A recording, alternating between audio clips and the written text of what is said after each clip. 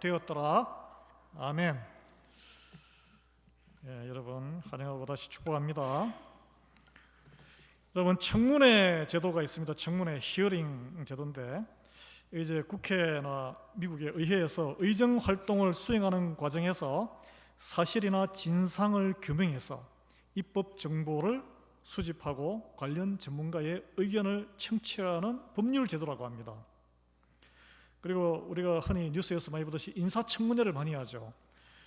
대통령이 임명권을 가지고 있는데 미국에도 그 대법관 인사청문회하고 거기서 정쟁의 현장이 되기도 하는데 이게 원래 미국에서 시작됐는데 한국에도 김영삼 정부 때 여러분 뉴스 보셔서 옛날 기억이 나요. 50 청문회.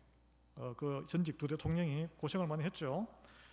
그때 스타가 그 청문회를 통해서 스타가 된 분이 대통령까지 하셨어요. 한국에서는. 기억나실 겁니다.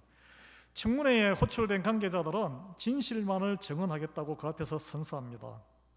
그러나 기억이 잘 나지 않는다. 기억이 나지 않는다. 또는 거짓말을 위증해가지고 나중에 고발당하기도 하는데 여러분 미국에서도 이 청문회를 통해서 권력은 다 자기가 잘못한 건 다 숨기기를 원해요.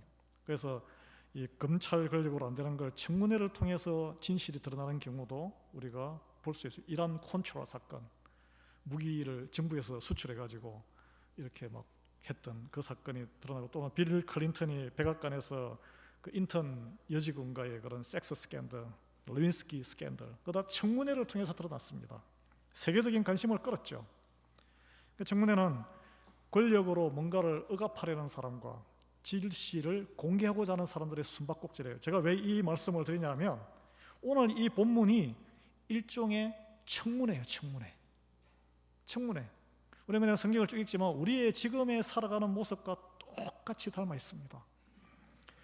그 예루살렘의 성전 문 앞에서 40세가 40살이 넘도록 평생을 걷지 못하던 그 절름발이가 안전뱅이죠. 안전뱅이 못 일어났으니까 구걸하고 살아왔는데 예수 그리스도 이름으로 벌떡 일어서는 기적이 일어난 것이죠. 그래서 어떤 현상이 벌어졌습니까? 나사렛 예수의 추종 세력이 급격히 커지는 사태가 발생했습니다. 그 당시 로마 제국 아래에 그 유대 예루살렘의 자치권을 보장받았던 권력 세력이 있었는데 우리 성경에서는 공회라고 나옵니다. 대제사장, 제사장, 장로들은 대부분 거기에 유지들이죠. 율법학자 그리고 집안의 그런 귀족들, 그런 그 또 종교적으로 굉장히 또 탁월했던 바리새인들, 이 사태를 자시할 수 없었죠. 자기들의 그런 질서와 권위를 정면으로 도전하니까요. 그런데 법에 따르면은 일단은 변론권을 줘야 되는 거예요. 그래서 공청회를 열은 거예요. 예. 근데 여러분 이미 이 공청회를 통해서 한 사람을 무고한 사람을 죽인 경험이 있는 사람이에요. 예수님도 그 공회 앞에 섰던 기록에 나와 있죠. 우리가 다 아는 바입니다. 이 나사렛 예수를 로마 제국의 반역자라고 누명을 씌워서 사형을 자기는 손 씻고 사형을 털었는데 한 2달밖에 안 지났는데 50일, 60일 세력이 더 커졌어요. 골치 아프게 됐어요. 그래서 이 핵심 주동 인물을 베드로하고 요한을 잡아서 사태 파악을 위해서 꼬투리를 잡기 위해서 로마 법정에 고발하기 위해서 공회의 청문회를 연 것이 오늘 본문의 내용입니다. 여러분 이렇게 이제 생각을 해보시고 그래서 많은 사람들이 이 청문회에 관심을 갖겠죠. 관심이 쏠려 있는 거예요. 그래서 예수님께서 이 공회 앞에 섰던 모습 마지막 날 밤에 마가복음 14장 53절에 이렇게 묘사되어 있습니다. 그들이 예수를 끌고 대제사장에게로 가니 대제사장들과 장로들과 서기관들이 다 모이더라. 공회가 다 모였다는 거예요. 그날 밤에 예수님에게 대제사장이 이렇게 물었어요. 내가 찬송받을 이의 아들 그리스도냐? 메시아냐? 예수님이 뭐라고 말씀하셨습니까? 떨거나 그러지 않으셨어요. 내가 그니라. 인자가 권능자의 우편에 앉는 것과 하늘 구름을 타고 오는 것을 너희가 보리라. 이렇게 증거하셨어요. 우리가 신앙 고백, 하나님의 우편에 앉아 계시고 그리고 예수님께서 구름 타고 다시 재림하실 것이다. 고백하고 있잖아요. 기다리고 있잖아요. 예수님은 핵심을 증언하신 거예요. 그러나 예수님의 이 증언을 그들은 진리로 받아들이지 않았고 모욕하고 때리 그리스도인, 여기에 부름받은, 여러분이 원하든 원하지 않았던 선택받은 사람들의 삶이란 것이에요. 그러면 반드시 세상 권력 앞에 믿음을 시험받는 정언대에 서게 되는 시간을 갖게 된다는 거예요.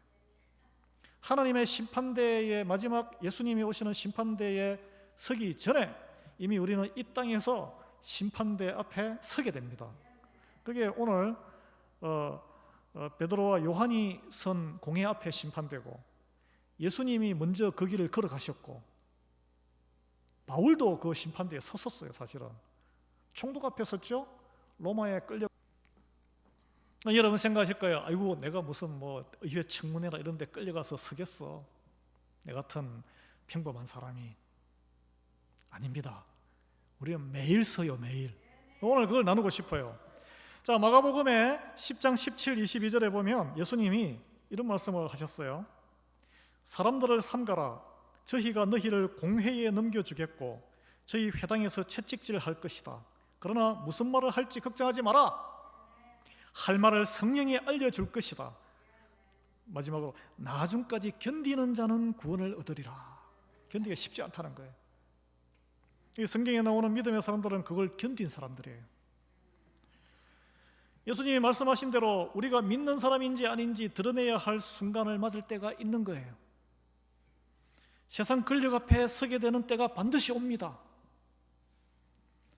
무슨 뭐 의회 청문회나 오늘 여기에 베드로처럼 거기에 무슨 뭐 이렇게 사람들 많이 권력자들 앞에 서는 그런 법정 증인으로 호출되지 않아도 우리는 가정에서, 일터에서, 일상생활에서 생활의 권력자 앞에 서게 되는 때가 오는 거예요. 자, 예를 들까요? 주일날 다 나오셨는데 나오고 싶어도 못 나오시는 분 계세요.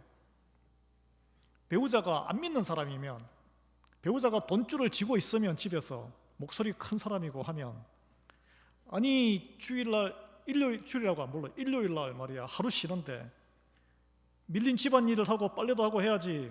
또는 요즘 가게 일이 많이 밀렸는데 가게 나가서 밀린 일을 해야지. 왜 교회에 나가? 당신 제정신이야. 그러면 배우자 앞에서 뭔가를 말을 해야 되는 거예요. 또는 같이 오랜만에, 저도 그래요, 한 40년 만에 만난 고등학교 친구, 그들은 세상 사람들, 야 우리 만났는데 술 한잔 하자. 세상은 다 그렇게 놀아요. 세상적으로 즐겁게 놀자. 어떤 애들은 뭐 한국에 무슨 뭐 룸에 이런 데 한번 가자. 목사니까 이제 안 들어가겠지만, 여러분 어떻게 하시겠어요? 그때 처신을 선택해야 돼. 자녀들이 여기에 이제 곧 결혼할 우리 손녀, 손자도 왔는데 사귀는 이제 굿 프렌드, 이제 우드비 스파우즈가 왔어요. 그러면 부모로서 조언을 해야 돼요. 그런데 보니까 세상적으로 취업도 좋고 똑똑하고 집안도 부자고 없는데 하나님을 압니다. 여러분 어떻게 대답하실 거예요? 어떤 조언을 주시겠습니까? 그때가 바로 공회는 많은 사람들이 보는 앞에, 안 믿는 사람들이 보는 앞에 내가 증언을 해야 될 선택의 타이밍이라는 것입니다. 성경은 증언자로 서야 할 때에 믿음의 선진들은 어떻게 담대하게 용기 있게 임했는지, 그게 다 성경에 나오는 다니엘이라든지 다 성경의 기록이에요. 기록. 그때 하나님은 그들이 극복할 수 없는 그 환경을 믿음으로 버텼을 때 어떻게 그들을 도왔는지, 그게 성경에 나오는 기록입니다. 이를 통해서 우리는 어떻게 담대한 하나님의 사람으로 증거자의 삶, 살아있는 신앙 고백자로 삶을 살게 될 것인가, 오늘 이걸 통해서 보는 거예요. 우리는 그 세상 권력 앞에서 떨리는 두려움을 극복할 수 있는 방법이 없습니다. 그 모습을 베드로가 사실은 보여줬어요. 예수님이 끌려가서 그렇게 담대하게 증거하실 때에 벌벌벌벌 떨었잖아요. 우리 모습이에요. 오직 성령님으로 인해서 세상 두려움이 없어질 때에 우리는 증거자의 삶을 살 수 있다는 거예요. 그래서 베드로는 그때의 베드로와 지금 성령 충만한 베드로의 완전 다른 두 사람이 존재하는 거예요. 예. 복음서에 보면 베드로가 예수님이 잡히셔가지고 공회원들 앞에서 예수님은 담대하게 땀방울이 핏방울이 되는 그런 기도를 하시고, 그분도 사람이 100% 사람이었기 때문에 하나님의 뜻을 증언하고 계실 때 어떻게 했어요? 누가 뭐라고 하는 사람 아무도 없는데 하인들 틈에서 핫도불에 마치 추운 것처럼, 추워서 뜬 게 아니라 두려워서 떨고 있었던 거예요. 두려워서. 여종에게 너 갈릴리 말투의 갈릴리 사람이네, 너도 저 무리 중에 하나지 하니까 아니라고 막 주님을 저주하면서 3번 부인했잖아요. 오늘 여기 베드로, 이 공회 앞에 예수님 안 계신데 베드로의 태도는 그때 베드로가 아니에요. 돌변했습니다. 담대하게 나사렛 예수가 너희들이 기다리는 메시아고 그리스도다 라고 증언했고, 그렇게 증언하기도 쉽지 않을 텐데 나아가서 당신들이 그 면전에서 그리스도인 줄 모르고 못 박아 죽인 당신들이 죄인이잖아, 바로 정면 얼굴을 보고 정죄한 거예요. 정죄. 이거는 어떻게 보면은 정말 자기 목숨을 정말 이게 생각 안 하는 사람이에요. 나사렛 예수만이 유일한 구세주라고 선포하는데 12절에 다른 이로서는 구원을 받을 수 없나니 천하 사람 중에 구원을 받을 만한 다른 이름을 우리에게 주신 일이 없음이라. 이 선포를 그 앞에서 한다는 건 쉬운 게 아닙니다. 그래서 공회원들은 너무 대차게 나오니까 깜짝 놀랐어요. 첫 번째 놀란 거는 이게 불황무식한 어부가 이게 건축자의 버린 돌이 집 모퉁이 머릿돌이 되었다는 것은 시편 118편 22절이거든요. 이분들은 매일 하는 게 그 옛날에 구약 성경 읽고 이거 따라 쓰고 그 필사하고 이런 거기 때문에 달달달달 외우고 있습니다. 그래서 딱 알아요. 이 말씀을 인용했구나. 그래서 무식한 이가 왜 이렇게 똑똑한 이 말씀을 우리도 기억하기 힘든 걸 인용하나? 그런데 그냥 인용한 게 아니고 여기 보면 너희가 이렇게 해서 너희가 건축자의 버린 이 돌을 갖다가 모퉁이 돌로 이렇게 버렸다라고 너희 그 앞에 있는 유대 지도자들을 주어로 넣어서 적용을 한 거예요. 적용. 말씀을 자기 환경, 자기 상황에 적용해서 딱 넣은 거예요. 그래서 그리고 또 이 버렸다는 단어를 제가 찾아보니까 이 그리스어로 약간 단어를 다른 단어 똑같은 버렸다는 단어지만 거부하다, 경멸하다, 무시하다 이런 단어를 넣음으로써 그냥 돌멩이를 버린 게 아니고 하나님의 집의 머릿돌인 예수, 나사렛 예수 그리스도를 너희가 경멸했다, 모욕했다, 거부했다, 이걸 그대로 그 사람들에게 알려주는 그런 선포를 한 것이죠. 그러니까 이 말을 들은 이걸 딱 듣고는 그때는 이제 히브리어 그리고 지식인들은 그리스어를 다 알고 있었고 딱 듣고 바로 이해를 했어요. 얘가 베드로가 지금 우리를 들으라고 이 말씀을 인용해서 이렇게 깜짝 놀란 거예요. 그리고 우리 앞에는 벌벌 떨고 엎드려야 되는데 왜 이렇게 담대할 수 있는가?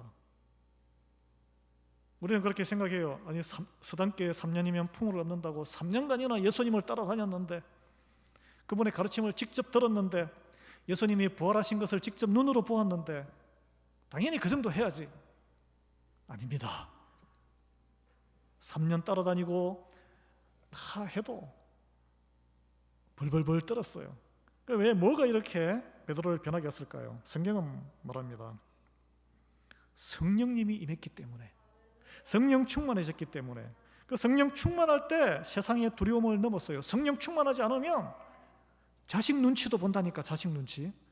자식 어린 내 뱃속에서 엄마가 낳은 애가 낳았는데 하나님 믿지 않고 교회 안 따라가려고 그러면 어떻게 비위를 맞추려고 세상 권력 앞에 엎드리는 거예요. 그게.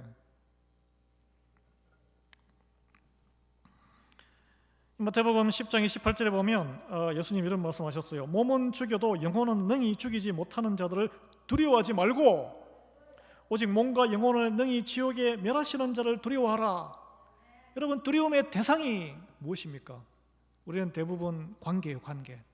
배우자의 관계, 자식이 우상이에요. 그래서 할 말을 못해요. 그러나 제자들도 3년간 따라다녔던 제자들도 마찬가지였습니다. 성령이 임하면 말씀이 새롭게 보여요. 말씀이 내 환경에 적용이 돼요. 그래서 이렇게 딱 시편 118편을 적용해서 선포를 해요. 그러니까 그 사람들이 찔린 거예요. 눈앞에 보이는 사람 그런 모든 관계보다 눈에 보이지 않는 하나님을 더 두려워하게 되는 성령의 감동이 있었기 때문에. 어떻게 성령의 감동을 받을까는 가만히 있으면 성령님이 팍 와가지고 옵니까? 간절함이 없는데. 말씀을 읽고 묵상해 보십시오. 처음엔 어렵죠. 매일 아침 말씀을 들어보세요. 매일 아침 말씀 묵상집인 큐티인 책을 따라서 매일 읽으시고 힘들더라도 한번 적용해 보려고 해보세요. 그 안에 나오는 말씀을 이미 적용하고 회개한 그 많은 몇만 명 되는 성도 중에 회개한 한 사람의 간증이 있습니다. 그 간증을 읽어보시고 이 인생은 어떤 인생, 내 인생과 뭐가 같고 다른가 한번 생각해 보시고 성령님은 도와주시옵소서 저도 이 사람처럼 말씀으로 은혜 받고 싶습니다. 기도해 보세요. 성령님이 오실 거예요. 그러면은 세상에 넘어뜨릴 수 없는 담대한 사람으로 만들어 주실 줄 믿습니다. 담대하게 예수님을 증거하는 마음의 평강과 두려움이 없어질 거예요. 여러분 일제시대에 태어나신 우리 어머니 세대 한번 생각해 봐요. 1910년생, 1900년생, 20년대생까지 많은 분들이 돌아가셨는데 그때는 고등교육 받은 이들이 드물었습니다. 한글 깨친 사람도 드물었어요. 그러나 하나님 믿어서 말씀 매일 듣고 새벽 예배 이렇게 편안한 데서 안 했어요. 추운 데 가서 막 가서 그냥 바닥에 앉아서 눈물로 기도하고 말씀을 듣고 글을 깨치고 읽은 분들 그 누구보다 지혜로웠어요. 그 누구보다. 남편들은 다 6.25 사상에 젖은 불신자들 얼마나 핍박하고 술 취해서 행패 부리고 두드리 패는 다 그런 집안 아니겠지만 그 가운데서도 자식들을 믿음의 자녀로 훌륭하게 키운 이들. 믿음이 있으니까 아들, 딸 구별 안 하고 그런 집에서는 키운 거예요. 그 예가 제가 지난주 설교에 예를 들었던 김동길 박사와 김옥길 총장 최초의 여성 문교부 장관 놀라운 그 어머니가 그랬다. 그 어머니가 살아있는 증인이잖아요. 그래서 그 세대는 말씀과 기도의 능력으로 병이 낫는 치유도 경험했습니다. 근데 우리 세대는 어떤가요? 우리 할머니, 우리 삼촌, 내가 몇 대 믿음의 집안입니다 하면서 본인은 그렇게 안 사는 거예요. 아무 소용이 없어요. 그러면 그 시대는 전도를 통해서 무너지는 한 가정이 되살아난 일도 많았어요. 그리고 그 자기의 경험 또 전도회 때 이런 일이 벌어졌다 그걸 전했을 뿐인데 하나님이 전도받은 사람들을 불쌍히 여기시고 그리스도를 영접하고 새로운 인생을 살게 한 가정 얼마나 그 산증인의 교회가 지금 한국에 있는 대형 교회들이 사실은 여의도 순복음교회를 보세요. 세계에서 가장 숫자가 많은 아직 교회인데 그 조영기 목사님의 헌신과 기도도 있었지만 절대 빈곤한 사람들에게 하나님이 이루신 그 치유와 가정 회복의 역사가 있었기 때문에 그것을 들고 본대로 전했기 때문에 그리고 사랑을 했기 때문에 그런 역사가 이루어진 거예요. 하나님의 역사를 보고 들은 그대로 전했기 때문에 오늘날 한국이 세계 가장 가난한 국가 손꼽히는 국가에서 지금은 10대 부자의 나라. 이번에 올림픽 보니까 지금 6위 정도 하더라고요. 6위? 놀라운 일이에요. 이거 기적이에요. 기적. 그런데 어떤 이들은 그래요. 이 한국 사람처럼 열심히 일하는 사람 어디 있냐고. 아니에요. 노동 강도는 백인들, 미국이 더 노동 강도가 한국은 일할 때 많이 놀아요. 열심히 일하는 나라 많습니다. 중남미 가보세요. 공장에 열심히 일해요. 열심히 일을 안 해서 못 사는 게 아니에요. 좀 살아보려고 목숨 걸고 여러분 걸어서 배 타고 노저어서 미국 오신 분 계세요 여기에? 중남미에서는 그 밀림을 걸어서 몇 개의 나라를 몇 달에 걸쳐서 목숨 걸고 뻘밭을 지나서 살려고 미국에 들어오고자 합니다. 그들의 간절함은 우리의 간절함보다 더 훨씬 많아요. 근데 왜 그들은 한국보다 못 살았을까요? 이 하나님의 도우심이 아니면 설명하기가 힘든 현상입니다. 여러분, 하나님의 영, 성령의 감동에 사로잡힌 사람, 진리의 영, 성령의 힘으로 움직이는 사람이 되는 거예요. 그래서 상황에 휘둘리지 않습니다. 이게 정말 중요한 거예요. 우리 자녀들에게도 너가 이 상황에 휘둘리지 않으려면 하나님을 믿고 성령의 능력에 의지해서 살아야 한다는 것을 전해줘야 돼요. 우리는 보통 근력의 아부에서 줄을 잘 쓰거나 몸을 잘 보호하는 처신술이 이 세상에 책이 얼마나 많습니까? 그러지 않아요. 우리 믿는 사람들은 하나님께서는 세상에 줄 수 없는 지혜와 평강과 용기를 주시는 분이기 때문입니다. 그래서 예수 그리스도로 인해서 상대방이 누구든지 상관없이 그 영혼이 구원받기를 원하기 때문에 선포를 할 수 있는 거예요. 나의 유익을 따지면 베드로, 요한이 왜 선포를 해요? 죽을 거라고 왜 선포합니까? 타협하고 말지. 근데 본대로 들은 대로 전하려고 할 때는 반드시 방해 공작이 따른다는 것을 우리는 볼 수 있습니다.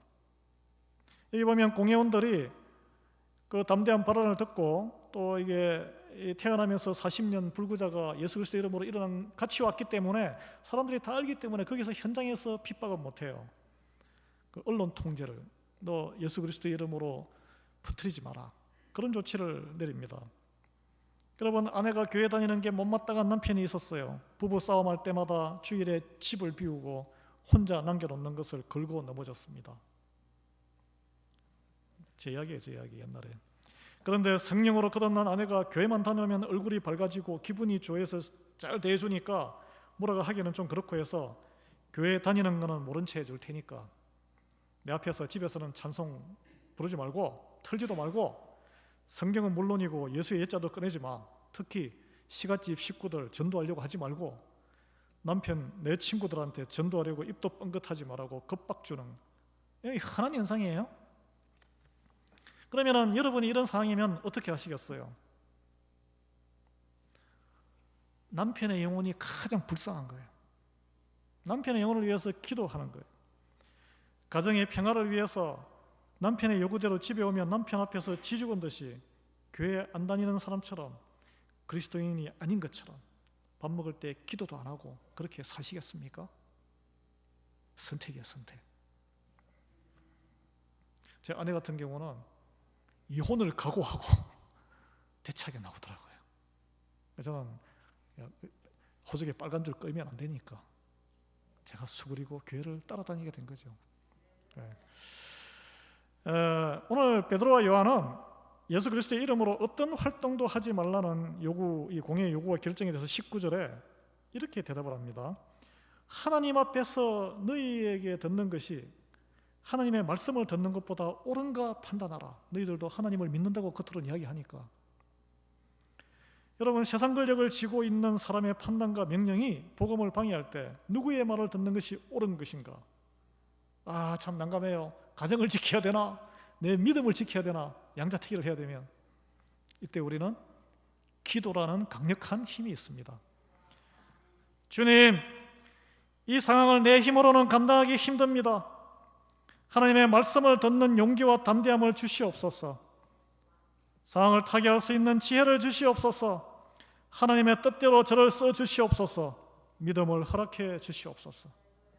마음의 평강을 허락해 주시옵소서. 예수 그리스도 이름으로 기도합니다. 기도하셔야 돼요. 그리고 담대하게 믿음으로 저지르세요. 뒷감당 누가 해요? 하나님이 하시는 거예요. 하나님이. 자, 오늘 베드로는 어떻게 보면은 하나님의 그 외적으로 세상 권력에 바로 처벌되지 않는 형통함의 결과가 나왔어요. 그래서 주변 사람이 다 놀랐어요. 하나님께 다 영광을 올렸다 그랬어요. 그런데 항상 이렇게 우리가 보기에 좋은 일만 벌어지지 않습니다. 아시겠지만 탄압을 겪게 되는 일이 많아요. 집에서 쫓겨날 수도 있어요. 옛날 같으면, 우리 부모 시대 같으면 가정폭력을 당할 수도 있어요. 그러면 기뻐하셔야 돼요. 역설적으로 하늘나라에 큰 상급을 쌓게 되는 것이라고 성경은 말하고 있습니다. 당장은 슬프고 멍이 들지라도 가슴에, 당장은 고난과 실패의 결과 같지만 나중에 믿음의 세대에 어떻게 기억되느냐? 그 어려운 때에 우리 할머니, 할아버지 믿음으로 사시다가 믿음의 선진이셨구나. 성령을 만난 후손들에게는 그렇게 기억되는 거예요.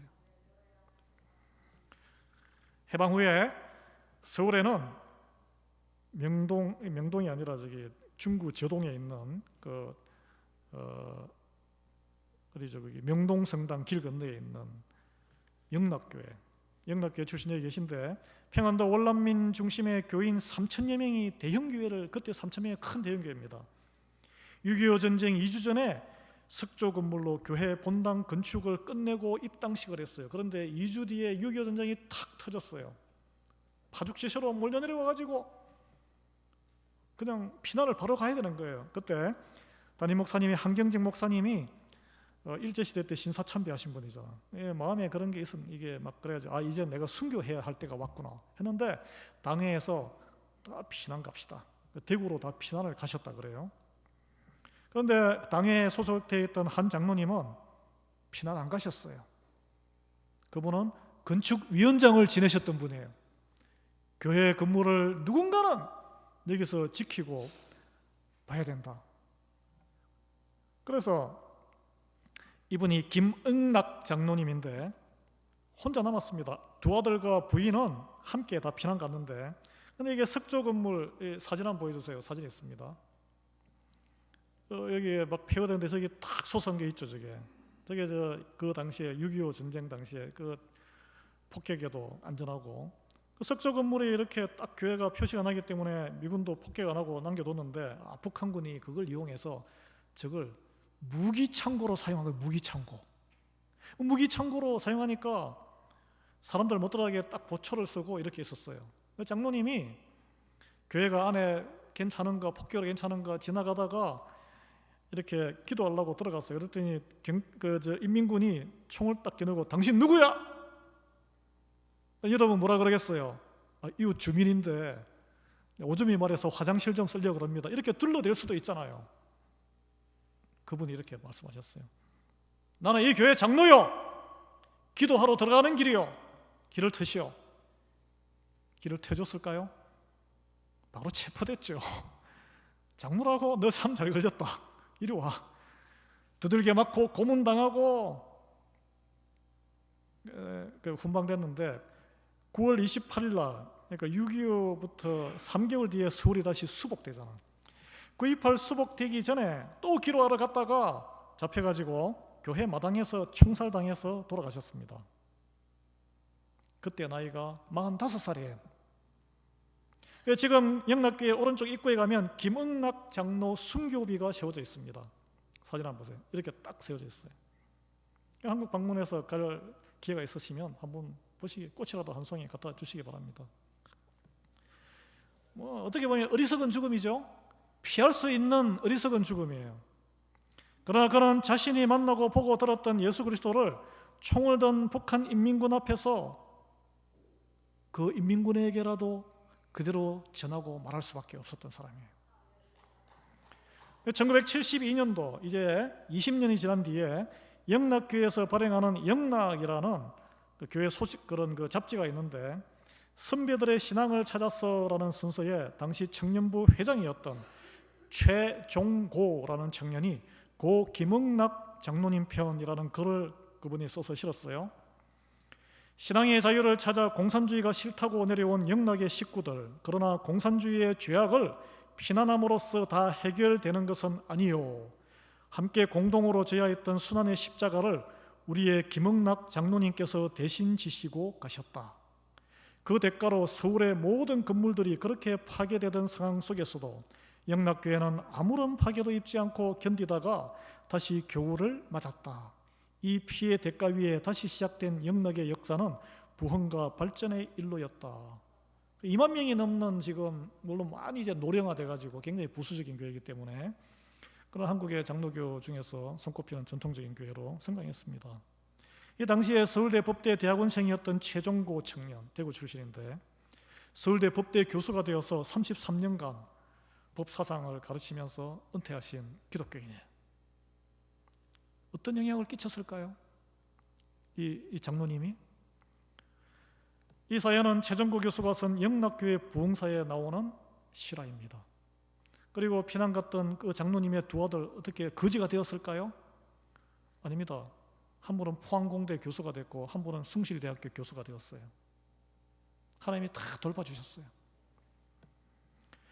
예수님은 마태복음 10장 32절 33절에 이렇게 말씀하셨습니다. 누구든지 사람 앞에서 나를 시인하면 나도 하늘에 계신 내 아버지 앞에서 그를 시인할 것이요 누구든지 사람 앞에서 나를 부인하면 나도 하늘에 계신 내 아버지 앞에서 그를 부인하리라. 이게 사람들 앞에서 베드로와 요한처럼 무슨 권력자들 앞에서 아니에요. 내 배우자 앞에서, 내 이웃 앞에서, 내 자녀 앞에서, 내 친구 앞에서. 사랑하는 교회 여러분, 하나님은 우리를 사랑하시고 예수님을 통해 말씀을 통해 우리가 하나님을 보고 듣게 하셨습니다. 교회를 통해 하나님의 나라를 미리 경험하게 하셨어요. 교회에 여러 가지 안 좋은 일도 많지만 세상이 경험할 수 없는 것을 경험하게 하는 것이 교회예요. 그래서 성령님을 통해 세상이 줄 수 없는 평강과 기쁨을 누리게 하셨어요. 나누셔야 돼요. 전하셔야 돼요. 언제 어디서 어떤 상황에서든지 우리가 보고 들은 바 나사렛 예수님이 오직 영생 복락의 구원을 받을 수 있는 한 분 그리스도 구세주임을 증거하는 하루하루가 되기를 예수 그리스도로 축원합니다. 하나님, 저희는 연약해서 베드로의 첫 모습처럼 아무리 교회 생활을 오래 하고 말씀을 들어도 벌벌벌 떨기만 합니다. 입이 막혀서 내 사랑하는 육신의 자녀를 마음을 상하게 할까봐 복음을 또 책망을 하지 못합니다. 주여, 이런 저희를 불쌍히 여겨 주시옵소서. 성령님 도와주시면 지혜로 말씀이 생각나게 하고 담대하게 선포하고 말씀을 나의 삶의 중앙에 적용할 지혜를 주심을 믿습니다. 성령님 저희를 도와주시기를 간구하고 예수 그리스도의 이름으로 기도합니다. 아멘. 찬송